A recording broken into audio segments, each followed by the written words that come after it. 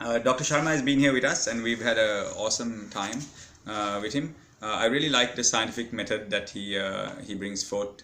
We are so used to understanding miracles, and in doing miracles, when people like us do miracles, we want to be able to explain it to the public. How is the miracle done?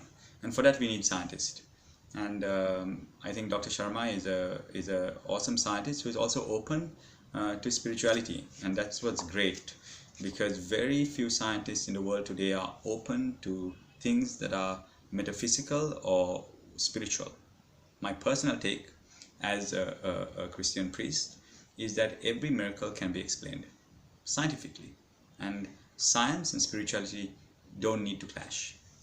And Dr. Sharma I believe is a scientist who is really reconciling science and spirituality, and he's been to our meetings at WOW, and he's experienced Jesus. He himself has experienced gold dust and stuff like that Jesus brought in, and he's helped me to explain these things scientifically, and I too have learned a lot from him.